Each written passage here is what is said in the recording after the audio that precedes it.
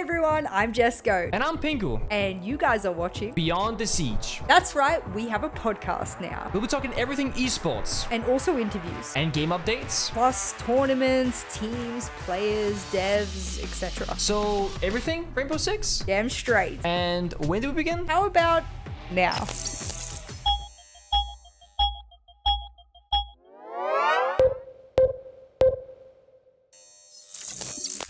Alrighty guys, welcome back to yet another episode of Beyond the Siege. My name is Jess, and as per usual, I'm joined by Nick, also known as Pengu, and well, we're bringing yet another guest for you guys, someone that I have a lot of respect for on the scene, who's been in the scene for a long time. Nick, walk us through who we're going to be bringing in today as I hopefully transition with full production value as we do this.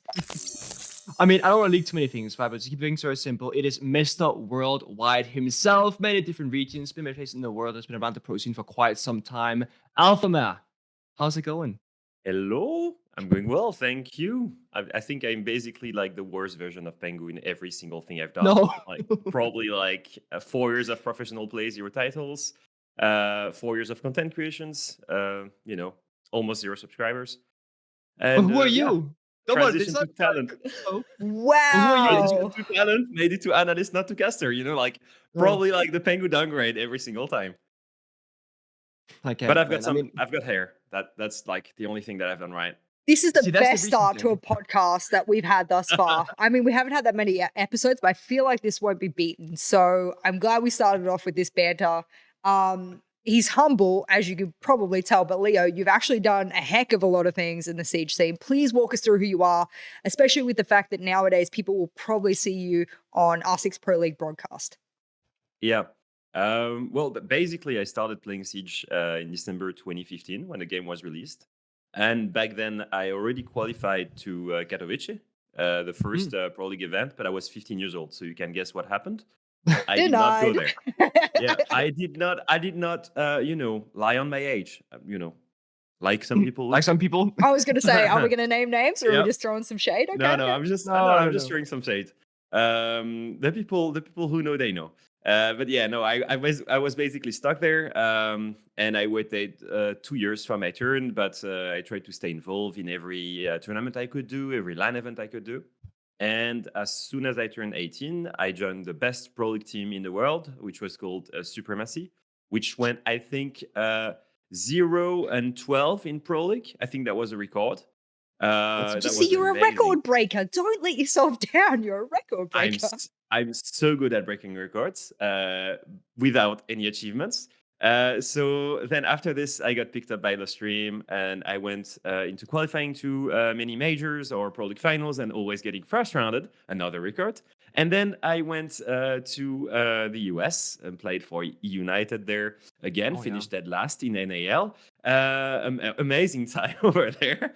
And then I got picked up by Fnatic, where I did not qualify for a single major event from Asia, back in the time where APAC was the worst region in the world. So that's a really cool and classic take on my career. But I assume I'm just having fun with it. But no, I had an amazing time. I did play for quite a long time with some big names against some big names in big major titles for 4 years and in 3 different regions, which was, I guess, the specific part of my career. Probably one of the first player to really move across regions.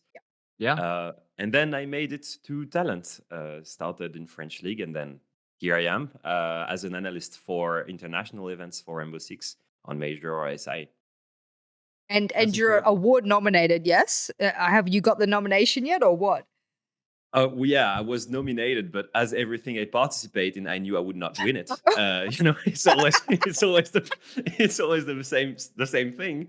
But I was nominated, and I loved it. It was amazing. But honestly, yeah, there was no way.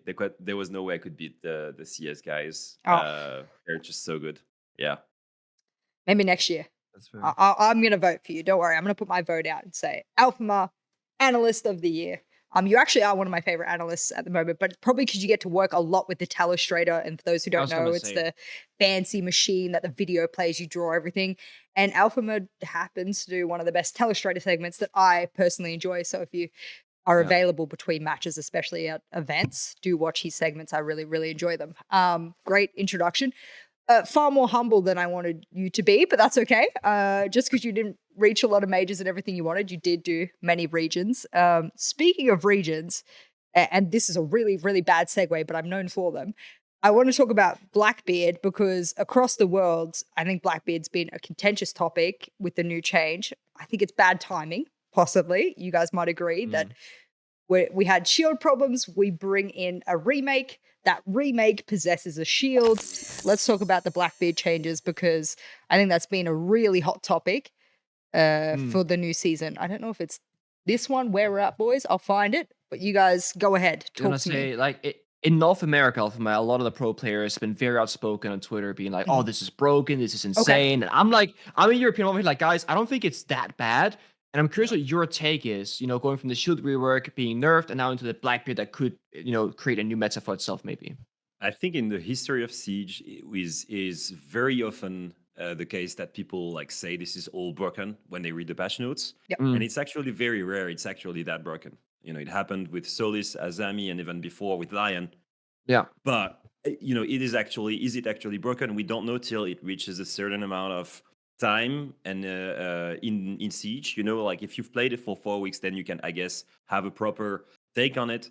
I think right now we need to see scrims with it. Okay. The way I see it right now, with a shield nerf, I think a few things are a bit broken. I think like the fact that you can remove a castle barricade, a Kiba barrier, or make a rotation throws off full, like that's just like taking it to the next level for me. The fact that they again birthed his AR, which was, to be honest, quite bad, makes it like that was a surprise for me. The fact they remove the flashes balances it a little bit because the frag grenades aren't as good. But I'm not sure it's the exact purpose of it. I see it as, even though it's slower, it's there to maybe enable quick executes when you breach a castle barrier close to side or a barricade, and you just full send it with your team. Other than that, honestly, the transition between the moment where you have your shield and the ADSing of your AR is quite long. It's not that quick. It's not so. I don't know. It's. I think it's more balanced than people judge it for, basically. One of the big things to keep in mind as well is that the shield melee priority is gone from all shields. So if Blackbeard gets close to you, you should just knife him and you should just win that gunfight. It's not like he's always going to have that prioritization. That's also why I feel Blackbeard has to keep a distance. And as you mentioned, with the slow ADS speed, you should just aim for the head, pre-fire when you see the animation happen, and it should be that easy in theory. I think the concern is the players behind the Blackbeard in a coordinated, pro game or high rank stack more than anything else. Yeah. Look, in my ranked games that I've been chomping through thus far, I will say people have already perfected the shield down thing, and it is, excuse my French or lack thereof, Leo, pissing me off. It is pissing me off that they're bullet counting me because I'm sort of tap, waiting for it to go down because, of course, they're not using sights. They're using laser. It's quite a lot quicker than I think I anticipated going against. When I use it, it feels slow, but going up against it, it feels fast, if that makes sense. I feel like I've seen a few people abuse it in the way you're speaking, where honestly, the key to playing a Blackbeard like this, a renewed Blackbeard as a solo player, so instead of like really coordinating with your team, but trying to abuse the shield and the AR switch, is playing it with the laser sight and the iron sight.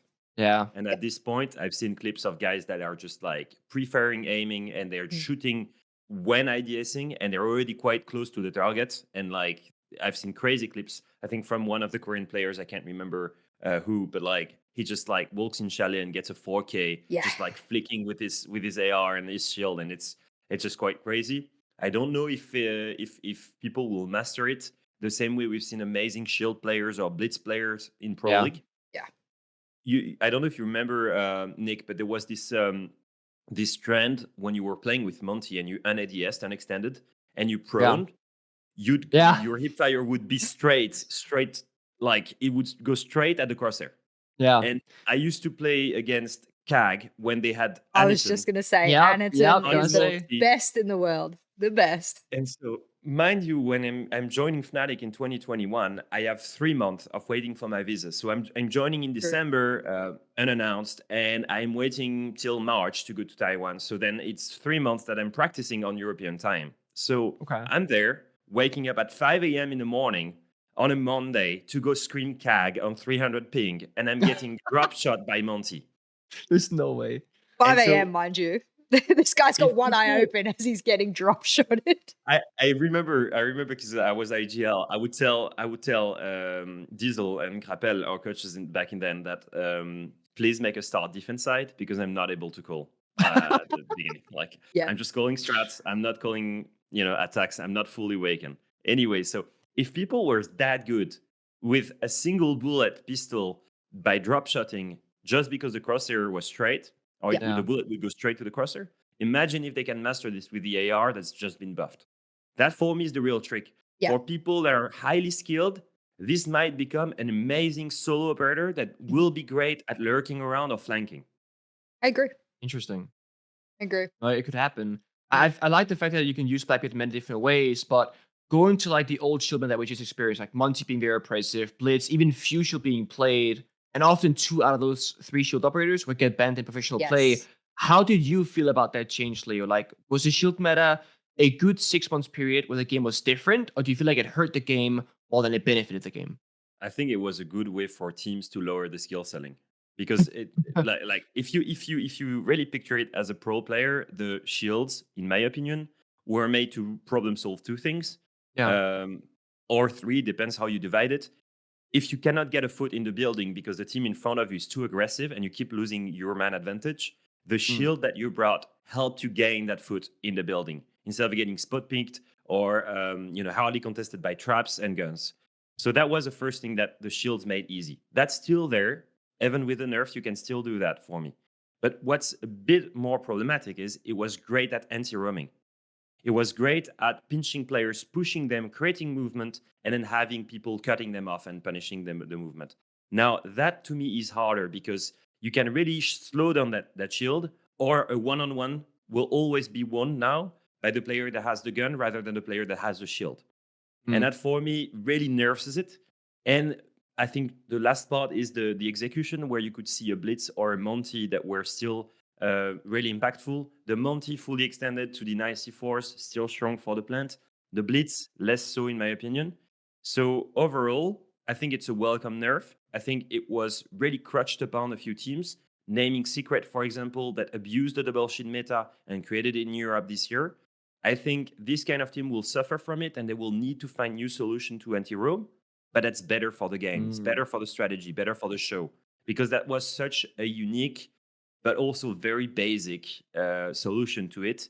And it could go a bit stale. I feel like watching teams bring double shields. Yes, it's fun at the beginning, but watching that Monty push a 3rd round in a row, roamers away, they can't do anything, that was a bit boring. Yeah. However, I still think that the guard break is cool on paper, but taking a very, very, I guess, used example of Monty, you're on the garage, in clubhouse, you're in catwalk, the Monty goes up the stairs. Whether you have guard break or not, it doesn't matter. If you go up and start to knife someone, the guy behind the Monty will just kill you. And I think that's what's intended. The Monty is meant to be played rather as a team than solo.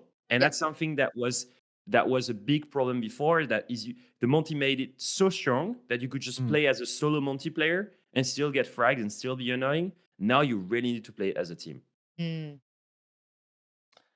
Well, skill ceilings, right? I think generally speaking, the game, you said it before, it lowered the skill cap for teams because it didn't take, also that Jess said, you didn't need to be a good shield player. That was the argument in the beginning, but it didn't really like live with time. So I do like the fact that they're trying to make shields more skill intensive now as well.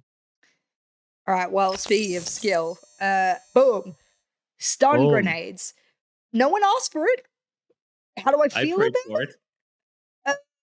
I don't hate it. I don't love it. I'm in the middle. You guys are going to know way more than me. Leo, please tell me, firstly, what you think, and then secondly, what you think the consequence of this will be.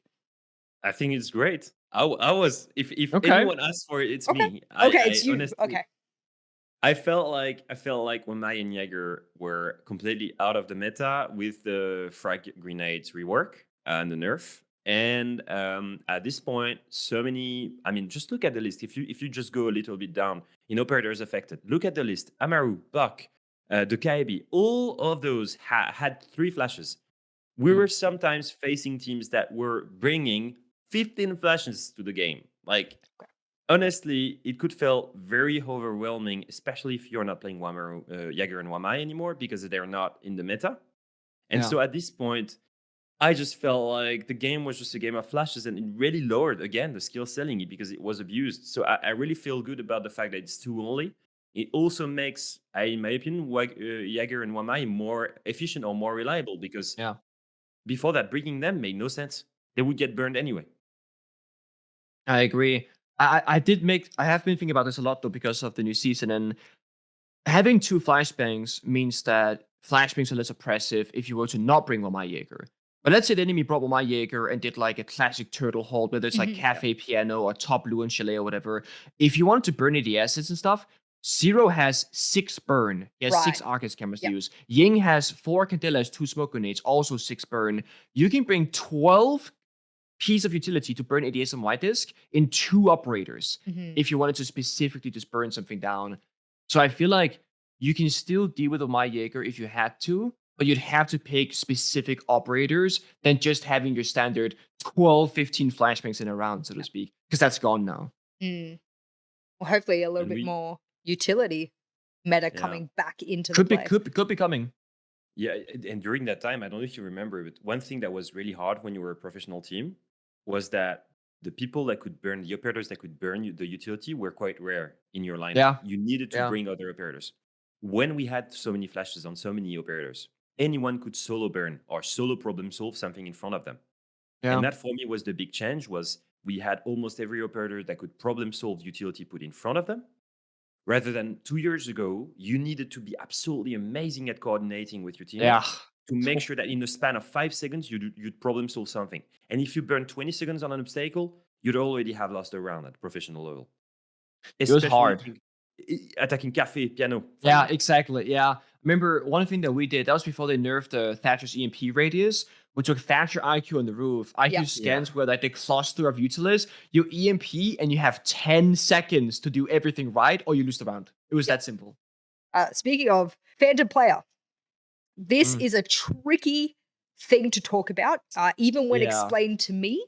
So Okay. my understanding is that with the new system of Phantom Player, there is going to be an imaginary 6th person in your squad. And the Okay. reason for that is because they take the average MMR of the 5 players, and that Mhm. becomes the 6 players matchmaking. And when you then queue a ranked match or a casual, I think it's maybe only for ranked actually, I'm not sure.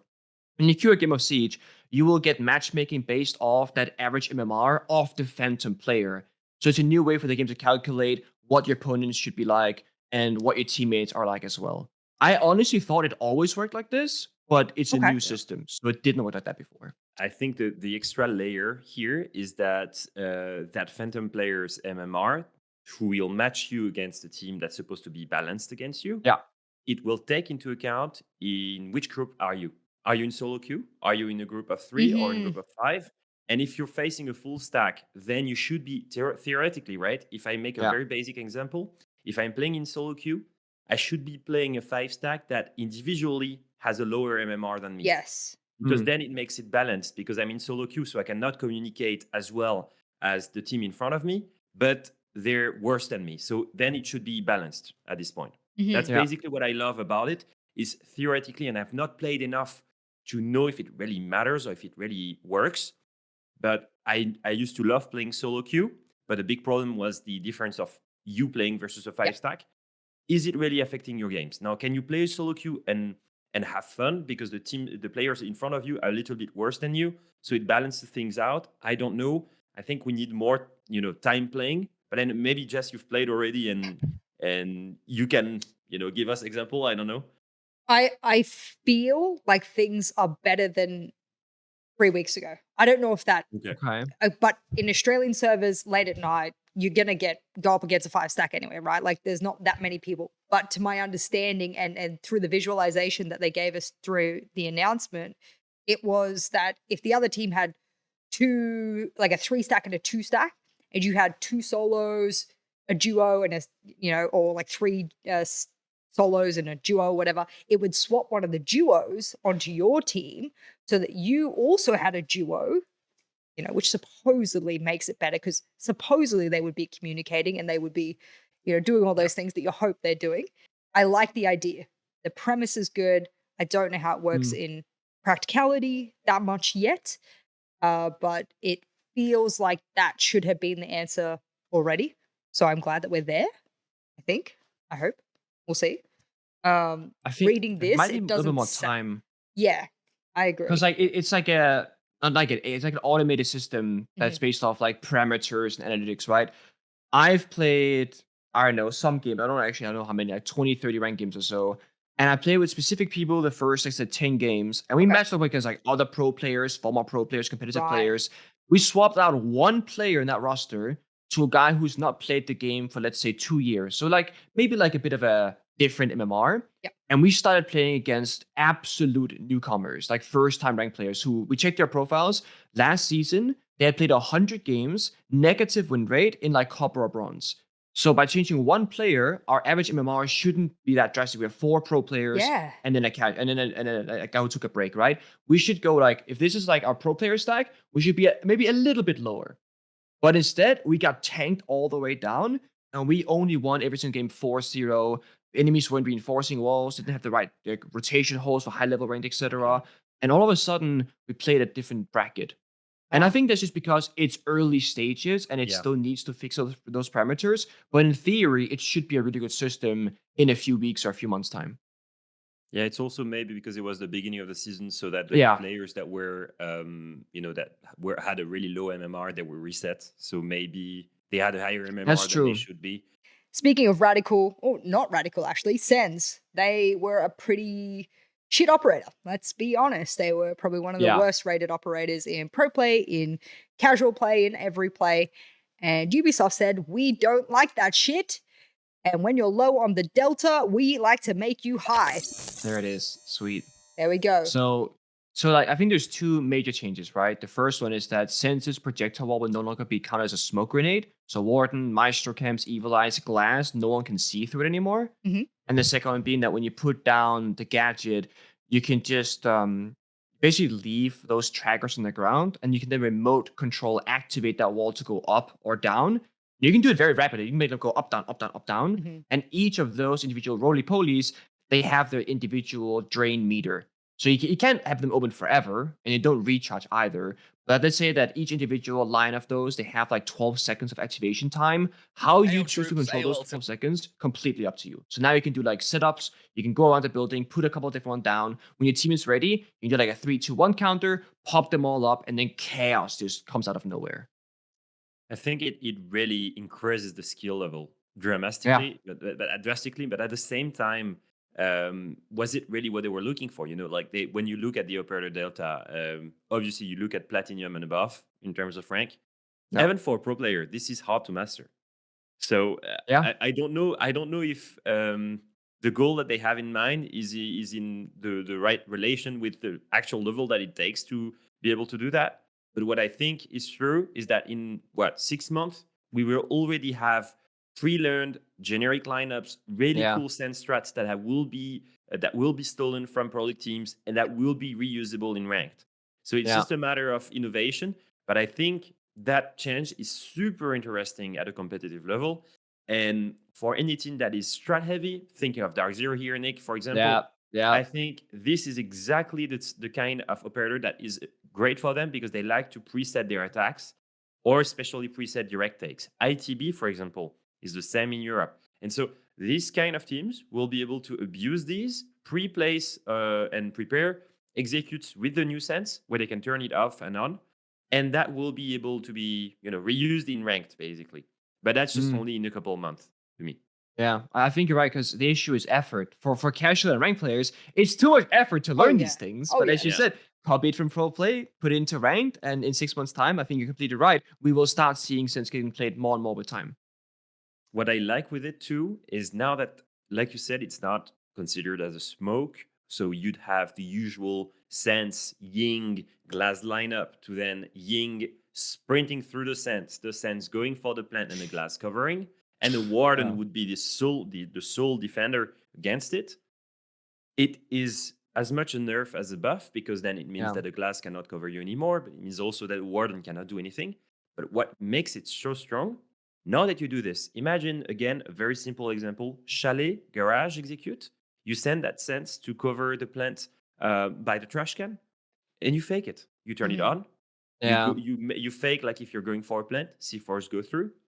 Turn it off. There's no one there. Boom! I'm a magician. 1 minute later, I come back. I turn it on again, and I Yeah. can go for the plant. And all of the Yeah. utility has been burned for nothing. Yeah. That's what I think is interesting. You can also sort of bait out a kill as well. I saw it when I was testing in Montreal. Oh. They Oh, yeah. they put it up and then they quickly put it down as they were planting because I'm running to try and kill the person diffusing. And so naturally, I'm out in the open once that drops, and I'm going pretty quickly. So I liked the several case tries. And shout out to Lieutenant that put out this video for us to be able to use for this explanation here. Some great content. I believe it was the Rainbow Six Twitter, which I'm just going to pull up now because I actually watched it on their Twitter. We get to move on to the Thunderbird change, which I want to start off by saying one of the nicest quality of life things is that when you try and bring a defender into the meta, giving them an ITA or a bailiff or something like that, it's freaking nice. Thank you for understanding what bringing a player in. You can't just change their utility and stuff. You got to give them something helpful to really, why would I change from another operator with site manipulation if you don't give me the opportunity to do it? That's why I actually don't hate when doc players pick doc as their perma pick, because actually I see a lot of doc players make it rotates in lines of sight these days. So shout out to them. So what happens now? Let me start off this video for you all so that you're under. Oh, I've full screen it. Oh, the full screen works? That's crazy. Actually, does work.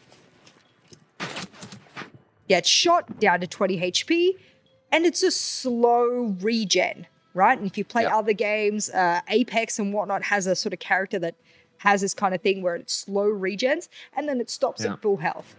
Now, if you take damage during the regen, it will stop regenerating. Imagine you're waiting there and you're waiting for 3 steams to get what? 2 bullets worth of HP? Mm-hmm. Yeah. That was the big issue with Thunderbird, in my opinion. And now that it goes to full HP, it's stronger. But at the same time, if you take any damage, that regeneration stops. Right. Yeah. So you really need to play it really safe. And when you have a Scopus, so let's just go like, again, very basic example of how you want to use it, right? You use it as a roamer that goes aggressive, and you use the Thunderbird as the tool in your side to come back from your heavy roam aggression, go back to side, get healed to full HP. You wait, 10 seconds to get that, and then actually you can play. It's about 2 health a second, so you need like 50 seconds to get full health. Oh, wow. So like, it's like rough math.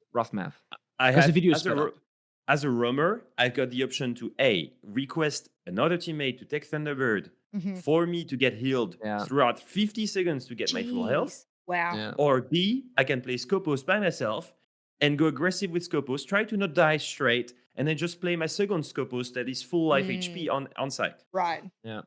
So right now, I'm not saying Scopus is meant to be used that way, but Scopus is a better, I think, operator in that case, in that scenario. And that's the only scenario that I saw Thunderbird really being played. 54 seconds. Wow. Yeah, I think a lot of people in my chat, they have the idea that the reason why Thunderbird is not a strong operator is because Thunderbird can heal the enemies where most gadgets can't. I really don't feel like that's going to be an instant that occurs very often. Because like Thunderbird stations are often on the bomb site. Yeah. And you can also destroy, if you're roaming, you can destroy it. It's 1 bullet and you can run away. I really don't think that's relevant.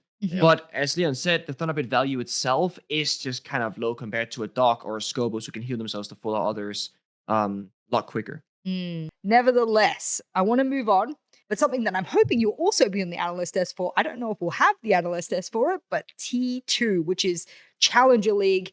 Back when I was a competitive player, that's as far as I made it to Challenger League. I did not get beyond that, so it sits at a special place in my heart, and I hope that it comes back and does big changes.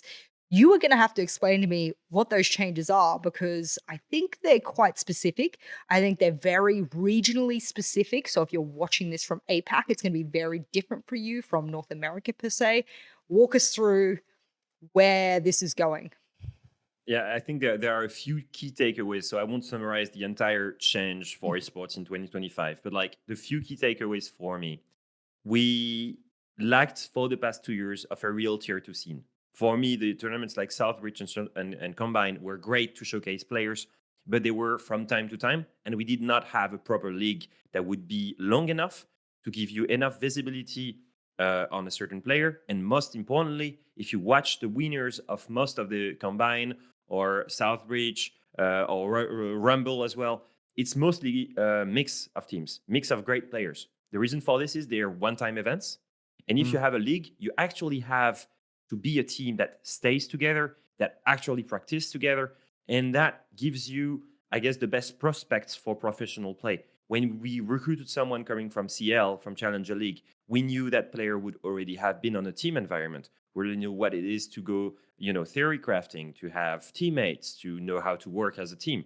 So all of this that went away with the former tier 2 system of the past 2 years with these one-time events.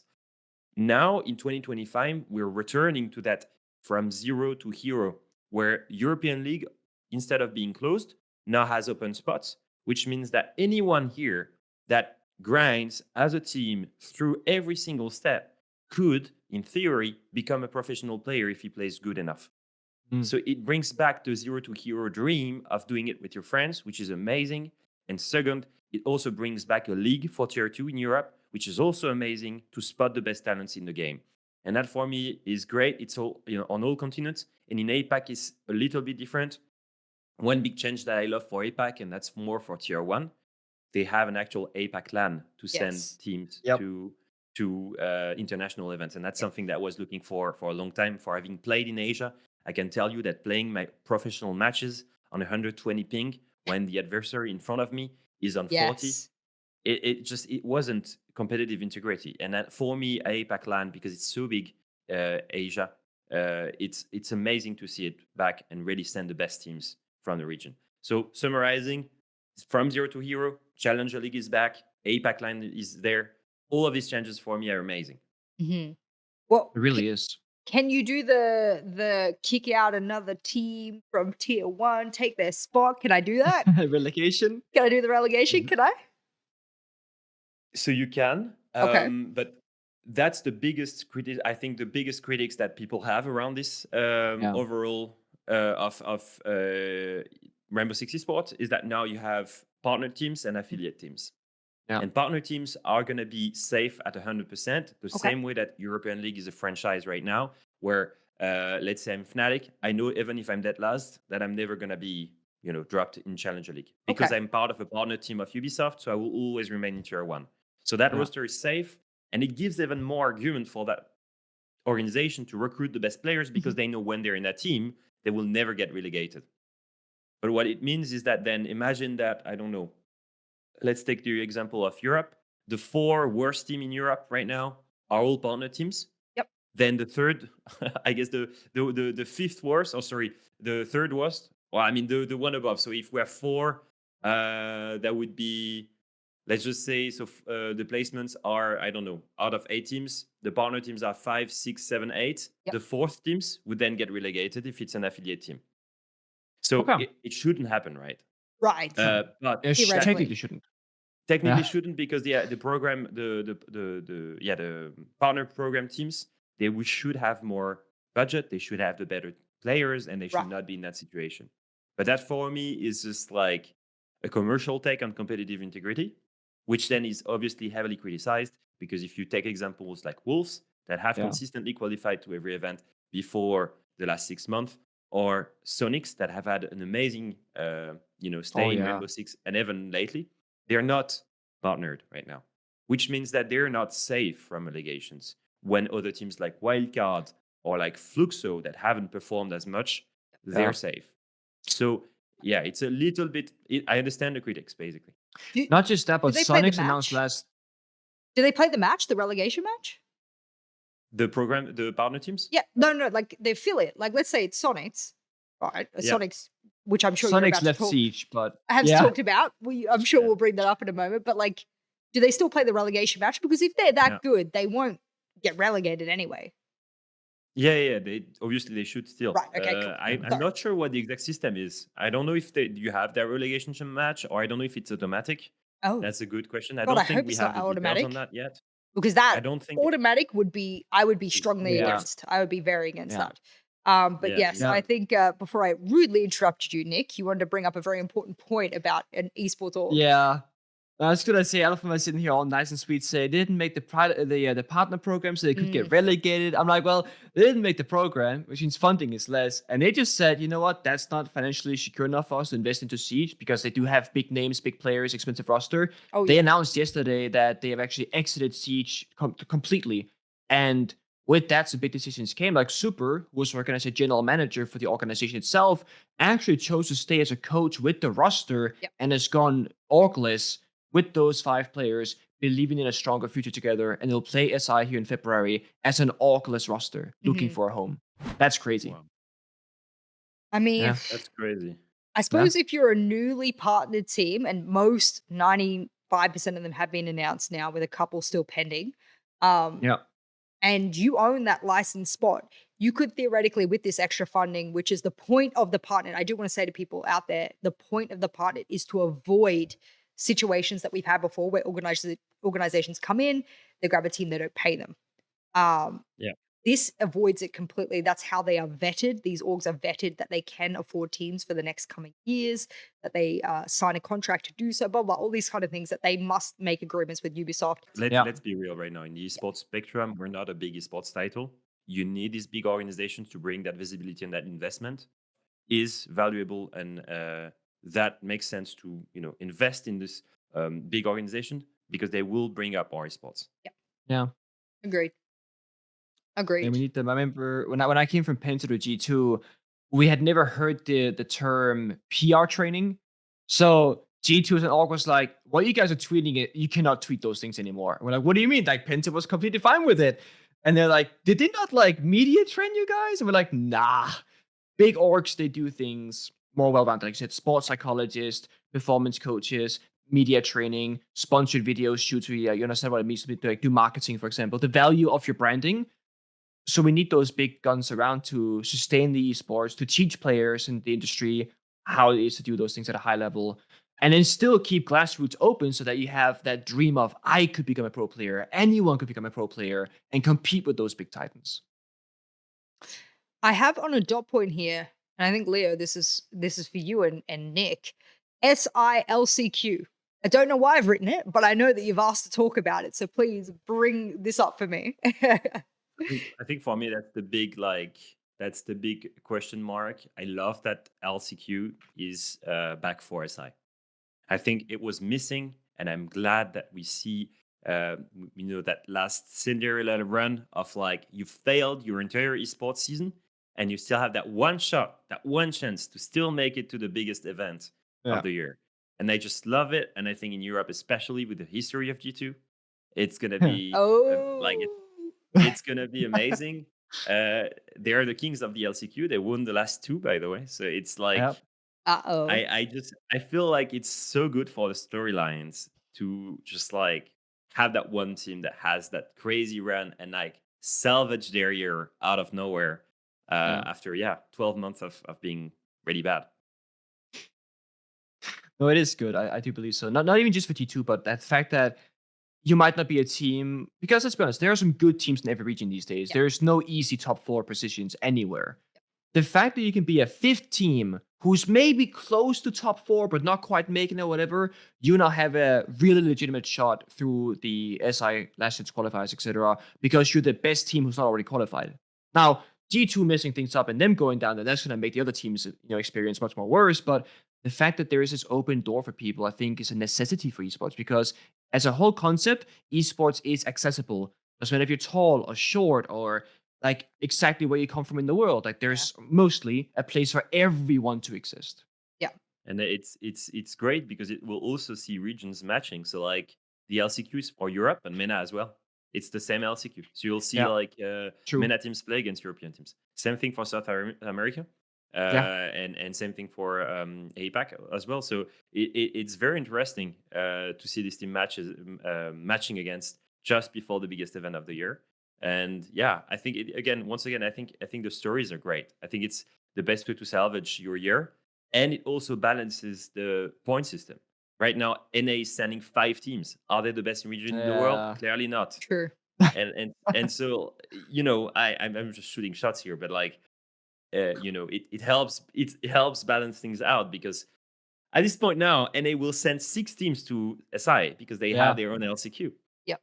So it's important that other European or Brazilian teams that would be considered the rivaled region can send again a good prospect to that tournament.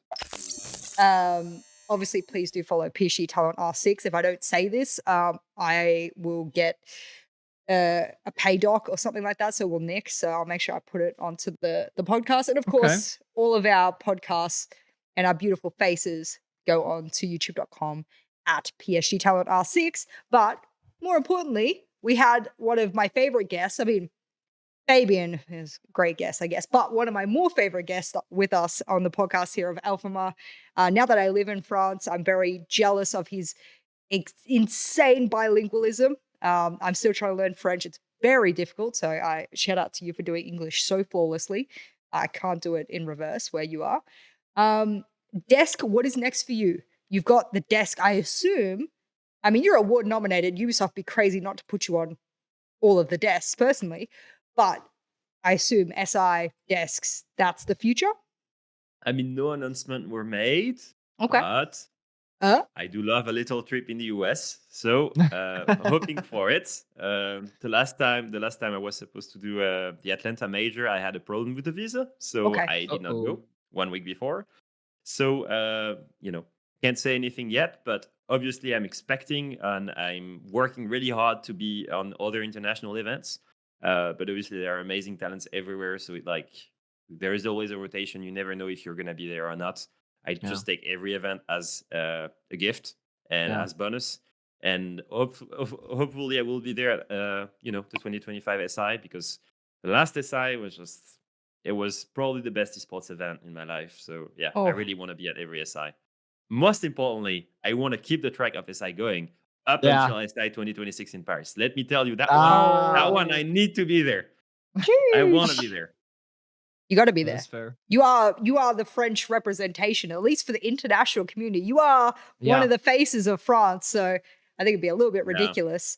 I've made sure, bam, and look, I follow. You guys should follow as well. Alphama on Twitter. We mostly operate on Twitter in the esports scene, at least in Rainbow Six. So if you don't have Twitter, or you want to keep up with Alphama's doing, especially when it comes to SI and whatnot, he uploads some cool stuff. And if you want to know a little bit more about his history, he didn't speak very nicely of it before, but there is a very nice video of him and his career nicely pinned to his profile, so that if you didn't like how he introduced himself, don't worry, he's got a nice little video here for you to be able to see exactly how humble I think he was being when he spoke about himself. I'm the kind of guy, I just like talking to people outside in general. Thank Me you, too. Alphama, for joining us. I'm so thankful. It's always nice seeing you at events. I hope to see you at SI as well, of course, as a caster, hopefully. But if you in the comment section, like if you got any ideas for people that you want to see or hear from, put them down below. We had smaller creators such as Turtstaff from APAC, who's less of a known, to Fabian, to Alphama, Mr. International. So we've kind of trying to get as many people as possible. We're kind of missing in North America at this point. I feel like that's where we gotta go next, maybe. So NA, I'm looking at you. We need someone from your region to represent. Maybe counter-argue on this Blackbeard situation, because we don't think it's a big deal. You think it is. Settle the score? Yeah, I want to, I know a mouthy North America we could probably get on the podcast. God, I know who you're talking about. Anyway, look, I'll leave that to everyone's imagination. If you know who I'm talking about, put it below. But thank you so much, Alphama. Any words, especially because I don't think you realize, because I don't know why, but you have a lot of fans in the Siege community throughout your career. Any words to anyone watching this who either knows you quite well or maybe doesn't know you, and you want them to remember something after listening to you here today?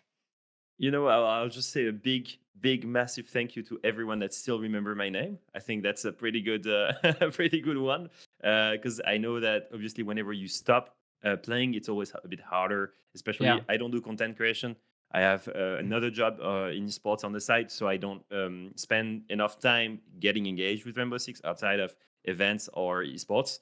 So any fan out there that still hears my name or knows about the carrier is always a big pleasure. And yeah, hopefully if anyone is in the next events where I am, I always love having a chat. So it would be great to just introduce yourself, say hello, and let's talk in events. That's pretty much it.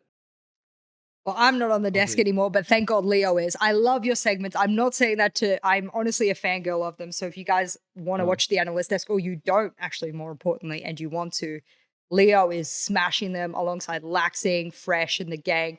They've been doing an awesome job. Telestrator. The Yeah, telestrator segments are freaking I'm unreal. prepping more stuff. I'm prepping more stuff, hopefully Oh, for the yes. next events. But yeah, Please. They've been hopefully so more, good. So that's what more the events desk and, should have been for years. And I'm so glad to see it there now. So thank you so much for all the work that you're doing. And of course, thank you at home. Make sure you're following, liking, subscribing, all of those verbs. I don't know them all. I should. That's my job. But nevertheless, see you guys next episode. And thank you for listening without audio issues this time. So I promise we'll keep up the production value. Mwah. Be happy, be healthy, be safe. Bye. Bye.